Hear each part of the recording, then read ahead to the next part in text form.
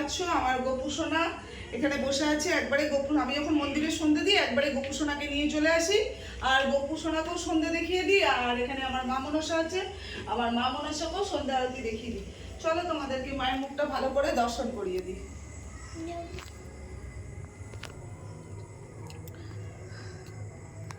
তো তোমরা দেখতেই পাচ্ছ মা আজকে একটু অন্য সাজে সেজেছে, যেহেতু আমাদের বাড়ির যে বড় মেয়ে তার আজকে জন্মদিন, যার জন্য মাকে আজকে একটু মালা টালা পরিয়ে মাকে পদ্ম দেওয়া হলে মা খুব খুশি হয়। দেখো ঘটে পদ্ম ফুল দেওয়া হয়েছে। তোমরা জানো মা মনসার পদ্ম ফুল খুব প্রিয়। তো দেখতেই পাচ্ছ, আর এখানে আমার গোপু সোনা বসে আছে। এই দেখো আমার রাজপুত্র বসে আছে, তোমরা দেখতে পাচ্ছ আমার রাজপুত্রকে। রাজপুত্র সবার সঙ্গে একটু দেখা করে নাও, সবাইকে আশীর্বাদ দিয়ে দাও বাবা। সোনা বাবা, আমার লাড্ডু গোপাল, আমার মাখন চোর, আমার নন্দলাল। তো এই যে হচ্ছে মা, আর এখানে তো মা কৃষ্ণকালী আছে। আমি মন থেকে ভক্তি করি এটুকুই জানি, মা কৃষ্ণকালীও আমার ঘরে আছে। আর এখানে তো আমার মা মনসা রয়েছে, তোমরা তো জানো আমার মা মনসা তো আমার সব থেকে প্রিয়। আর তার উপরে এখন এসছে আমার ঘরে আমার ছেলে, আমার গোপু সোনা, আমার মাখন চোর, আমার নন্দলাল, আমার নাড়ু গোপাল। তো ভিডিওটা কেমন হয়েছে অবশ্যই কমেন্টের মাধ্যমে জানিও। এখন সন্ধ্যা আরতি হয়ে গেল, আমার সন্ধ্যা আরতি দিয়ে দিলাম। এরপরে গোপুকে নিয়ে গিয়ে খাওয়া দাওয়া, মানে ওর যে সন্ধ্যাবেলার খাওয়া প্রসাদ ভোগ সেটা ওকে দেব। ওকে রাত্রি 9টা নাগাদ আমি ওকে ঘুম পাড়াই, ঠিক আছে। তো গরিব মানুষ তো, যার জন্য এখনও খাটটা কিনে উঠতে পারিনি, কিন্তু খাটের মতনই একটা ব্যবস্থা করে দিয়েছি, বিছানা নিয়ে আসা হয়েছে, ওখানেই ওকে ঘুম পাড়াই।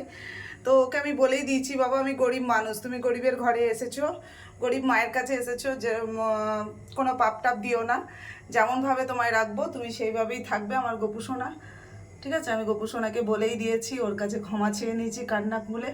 তোমরাই বলো, তোমরা তো জানো আমার শারীরিক কন্ডিশন, শারীরিক অবস্থা, আমি একজন ক্যান্সারের পেশেন্ট, আমারও প্রচুর খরচা, সেই খরচা মেনটেন করতে করতে আমি হাঁপিয়ে উঠেছি, পেরে উঠছি না, কিন্তু তার সত্ত্বেও চালিয়ে যাচ্ছি তোমাদের ভালোবাসায় আশীর্বাদে, এখনও পর্যন্ত চালিয়ে যাচ্ছি। পরে কি হবে সেটা বলতে পারছি না। তো এই যে মায়ের মুখটা তোমরা দেখে নাও, পুরো একবার ভালো করে দেখিয়ে দিই।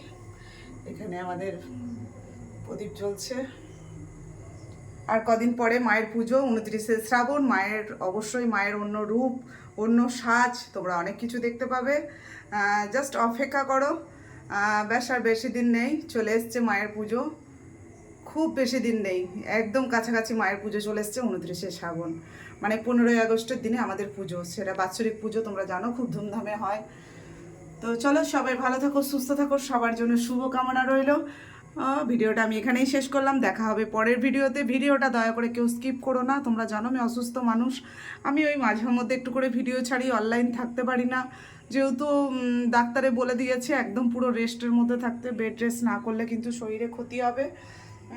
মোবাইলের এফেক্টের মধ্যে বেশি থাকা যাবে না, যার জন্য কিন্তু মোবাইলের এফেক্টের মধ্যে আমি বেশি থাকি না, খুব একটা একটু দূরে দূরে থাকতে বলেছে। কেন মোবাইলের যে রেট আছে সেটা ব্রেনের ক্ষতি হচ্ছে, যেহেতু আমার ব্রেন স্ট্রোক একবার হয়ে গেছে, মাথায় 42টা সেলাই আছে, মাথায় অপারেশন হয়েছিলাম, তো তার জন্য আমাকে একটু দূরেই থাকতে হবে বন্ধুরা।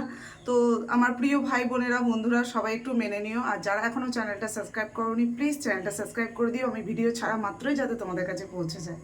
তো চলো সবাই ভালো থাকো, সুস্থ থাকো, মায়ের ঘট দেখে আমি এখানেই ভিডিওটা শেষ করলাম।